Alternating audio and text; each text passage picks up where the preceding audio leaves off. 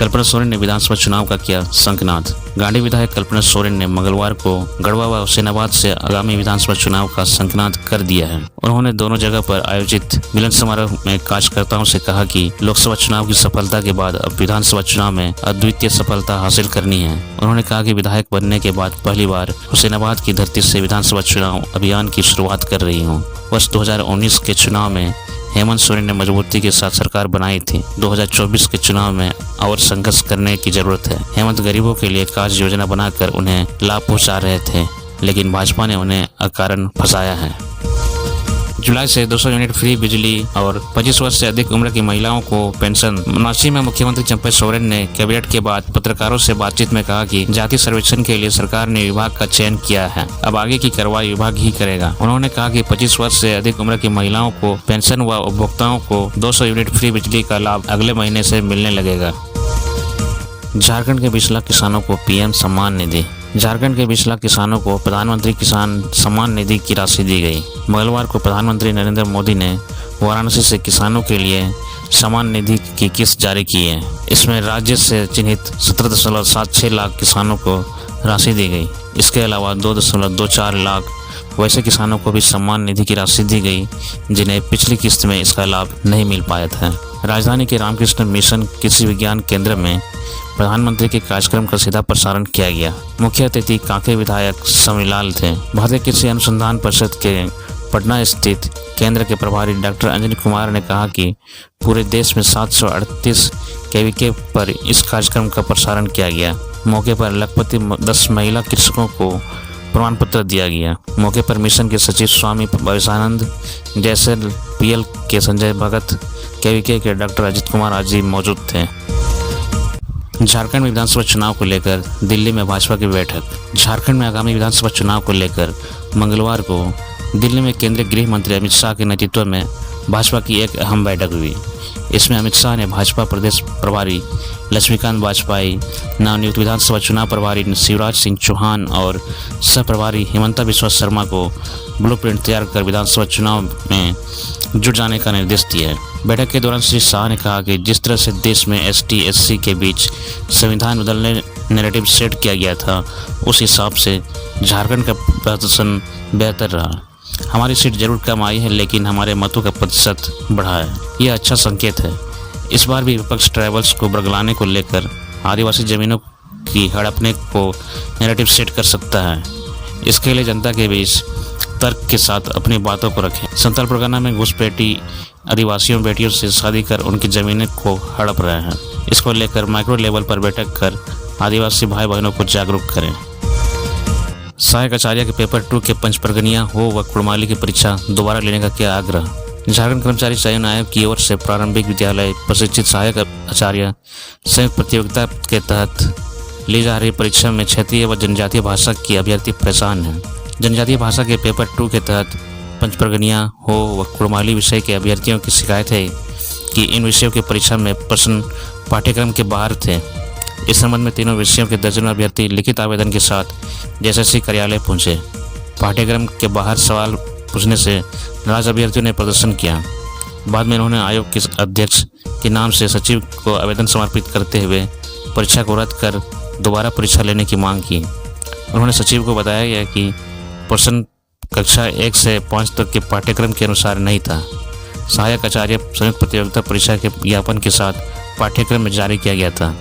उसके अनुसार अभ्यर्थियों ने तैयारी की थी। जब पाठ्यक्रम जारी किया गया था तो प्रश्न भी उसी के तहत पूछा जाना चाहिए था, लेकिन ऐसा नहीं हुआ। अभ्यर्थियों ने आयोग को लिखित आवेदन देते हुए पेपर 2 के तहत ली गई पंचपरगनिया हो व कुड़माली विषय की परीक्षा को रद्द करने की मांग की।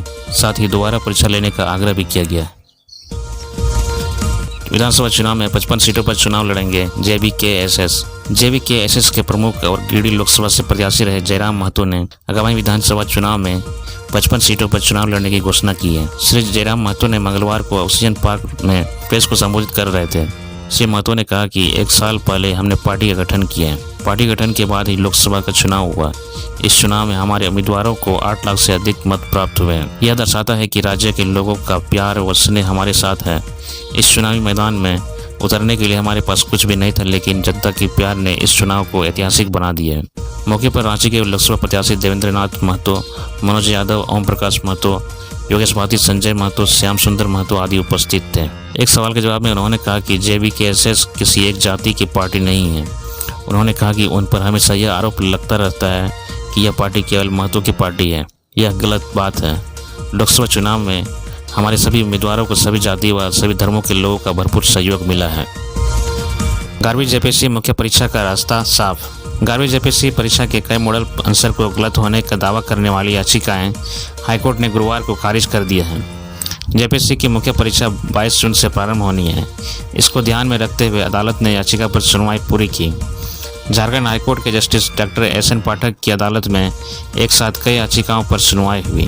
सभी पक्षों को सुनने के बाद अदालत ने प्रार्थियों को राहत देने से इनकार कर दिया और याचिका खारिज कर दी। इस संबंध में जया कुमार व अन्य की ओर से हाईकोर्ट में याचिका दाखिल की गई है। उनकी ओर से अदालत को बताया गया कि JPSC की ओर से प्रारंभ परीक्षा के कई मॉडल आंसर में गलतियां थी। इसको लेकर उनकी ओर से JPSC में आपत्ति दर्ज कराई गई थी, लेकिन आयोग ने उनकी आपत्तियों पर संज्ञान नहीं लिया है। JPSC की ओर से अदालत को बताया गया कि प्रार्थियों की आपत्तियों पर आयोग ने संज्ञान लिया था और उसका निराकरण भी किया गया था। कुछ अभ्यर्थियों ने तीसरी बार आपत्तियां भेजी थी, लेकिन तब तक आयोग की ओर से प्रारंभ परीक्षा का परिणाम जारी कर दिया गया था, इसलिए उस पर विचार नहीं किया गया। JPSC और प्रार्थियों की बहस पूरी होने के बाद अदालत ने प्रार्थियों को राहत देने से इनकार कर दिया। इसके बाद अदालत ने सभी याचिकाओं को खारिज कर दिया। बन्ना गुप्ता से मिला नसों का प्रतिनिधिमंडल, स्थायीकरण की मांग। सदर अस्पताल के परिसर में सिकल सेल एनीमिया जांच उद्घाटन के दौरान स्वास्थ्य मंत्री बन्ना सरकार से ANM-GNM संघ का एक प्रतिनिधिमंडल मिला। प्रतिनिधिमंडल ने मंत्री से शिष्टाचार भेंट कर स्थायीकरण की मांग रखी, लेकिन स्वास्थ्य मंत्री बन्ना गुप्ता की ओर से इस बाबत कोई सकारात्मक उत्तर नहीं दिया गया। बता दें कि स्वास्थ्य विभाग में ANM के लगभग 3500 पद रिक्त हैं। प्रतिनिधिमंडल ने बताया कि 2014 के बाद ANM की स्थायी नियुक्ति नहीं की गई है।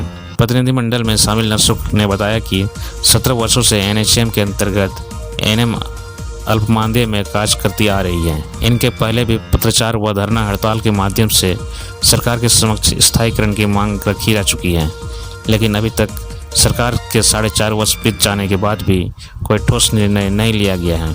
प्रतिनिधिमंडल ने बताया कि अधिकतर नर्सों की उम्र सीमा भी निकलती जा रही है।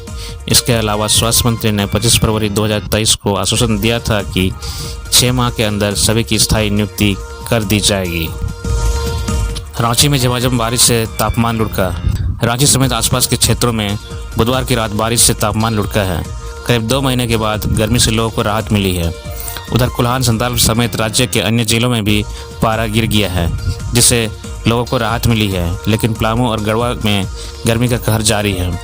रांची में रात 8 बजे के बाद शहर के कुछ हिस्सों में झमाझम और कुछ जगहों पर हल्की बारिश हुई। आंधी की रफ्तार 40 से 50 किलोमीटर प्रति घंटा रखी रही। इससे कई जगहों पर बड़े पेड़ गिर गए। मौसम विभाग के अनुसार राज्य में अगले 2 दिनों के दौरान अधिकतम तापमान में 2 से 3 डिग्री गिरावट का अनुमान है। इस दौरान पलामू और गढ़वा का तापमान में 1 से 2 डिग्री की कमी आ सकती है। विभाग के अनुसार मानसून की गतिविधि बढ़ी है और इसके अगले 2 से 3 दिनों के दौरान झारखंड में इसके प्रवेश करने की संभावना बन रही है। मौसम विभाग के वैज्ञानिक अभिषेक आनंद ने बताया कि राज्य में अगले 4 दिनों तक बादल छाए रहेंगे और कई जगहों पर बारिश होगी। ऐसे में अगले 4 दिनों के लिए बारिश की भविष्यवाणी राज्य के लोगों के लिए कुछ एक गुड न्यूज़ है। JUT का पहला दीक्षांत समारोह 15 नवंबर को। झारखंड प्रौद्योगिकी विश्वविद्यालय का पहला दीक्षांत समारोह राज्य स्थापना दिवस पर 15 नवंबर को आयोजित होगा। बुधवार को कुलपति डॉक्टर DK सिंह की अध्यक्षता में हुई JUT की 21वीं कार्यकारिणी परिषद की बैठक में इस प्रस्ताव को मंजूरी दी गई।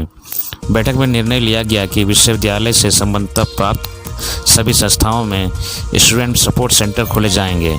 इससे छात्रों के शारीरिक और मानसिक विकास पर ध्यान दिया जाए, ताकि विद्यार्थी किसी प्रकार के तनाव या अवसाद का शिकार न हो और उनकी हर संभव सहायता की जा सके।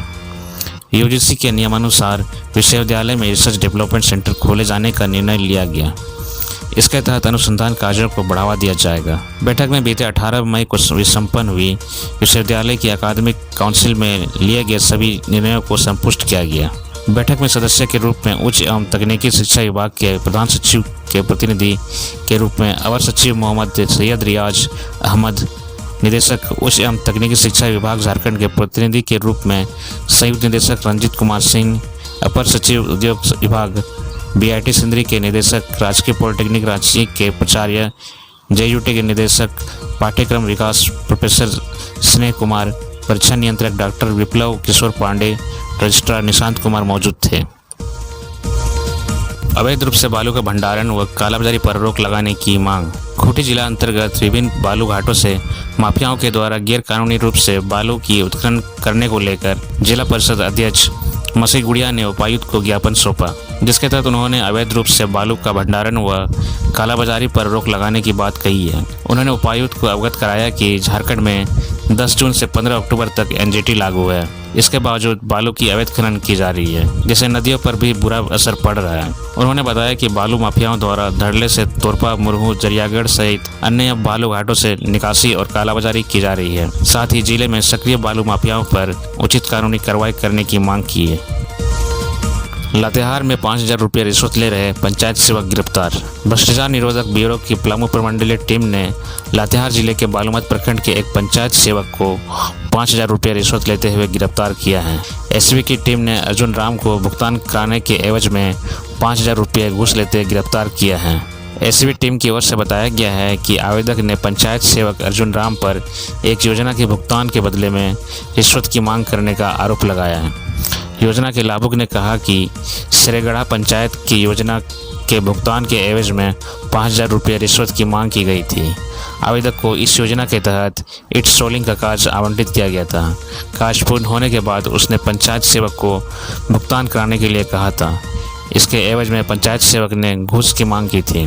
पंचायत सचिव ने बिना रिश्वत जब भुगतान की व्यवस्था नहीं की तो लाभुक ने इसकी शिकायत SB की पुलिस टीम से की। एंटी करप्शन ब्यूरो की टीम ने शिकायत की जांच की। जांच में आरोप सही पाए गए। इसके बाद SCB ने एक ट्रैप बिछाया और पंचायत सेवक अर्जुन राम को 5000 रुपये साथ रंगे हाथ गिरफ्तार कर लिया। गिरिडीह में ग्रामीण डॉक्टर के बेटे के अपहरण मामले में 6 अपराधी गिरफ्तार। गिरिडीह जिले के देवरी थाना क्षेत्र के चतुर गांव निवासी ग्रामीण चिकित्सक डॉक्टर लक्ष्मण दास के पुत्र पवन दास के अपहरण कांड में शामिल 6 अपराधियों को पुलिस ने गिरफ्तार कर लिया है। गिरिडीह पुलिस ने जिन अपराधियों को गिरफ्तार किया है उनमें से गिरोह के सरगना देवरी थाना क्षेत्र के कोंसो गोंदो दीगी गाँव निवासी संजय पासवान भी शामिल हैं। अन्य 5 लोगों के नाम संजय राम जमुआ थाना क्षेत्र के चचघरा निवासी महेश कुमार वर्मा, पंजबाग थाना क्षेत्र के पतरारी का सद्दाम अंसारी, नवाड़ी OP क्षेत्र के बिराडी का राजकुमार वर्मा, गांव थाना क्षेत्र के पिहरा थाना क्षेत्र के चतुर निवासी मोहम्मद मुजफ्फर हैं। इन सभी आरोपियों के पास से पुलिस ने एक लोडेड देसी पिस्टल के साथ 3 कारतूस, अपहरण में इस्तेमाल की गई कार, अपहृत युवक पवन कुमार दास की बाइक के साथ कुल 4 बाइक, 6 मोबाइल फ़ोन सेट बरामद किए हैं। गिरिडीह के SP दीपक कुमार शर्मा ने गुरुवार को यह जानकारी दी। गुप्त सूचना और तकनीकी साक्ष्यों के आधार पर इस टीम ने तेजी से काम करते हुए 12 घंटे के भीतर अपहृत पवन कुमार दास को मोटरसाइकिल सहित बिरनी के पेशन जंगल से सकुशल बरामद कर लिया। अपहरण में इस्तेमाल की गई कार भी पुलिस ने बरामद कर ली। इसके बाद अनुसंधान के क्रम में लगातार छापेमारी कर जिले के विभिन्न थाना क्षेत्रों से घटना में लिप्त सभी अपराध कर्मियों की पहचान कर उन्हें गिरफ्तार कर लिया गया। गिरफ्तार सभी आरोपियों ने अपहरण में अपनी संलिप्तता स्वीकार की। अभियुक्तों ने निशानदेही पर ही घटना में प्रयुक्त हथियार बरामद किए गए। रैगिंग के लिए इस्तेमाल की गई 3 मोटरसाइकिल भी बरामद किए गए। SP ने बताया कि छापेमारी के क्रम में बरामद हुई कार के बारे में पता चला है कि इन्हीं अपराधियों ने 4 जून 2024 को पंचबा थाना क्षेत्र के सुगासार से लूटी थी। उन्होंने यह भी बताया कि गिरफ्तार किए गए सभी अपराधियों के आपराधिक इतिहास है।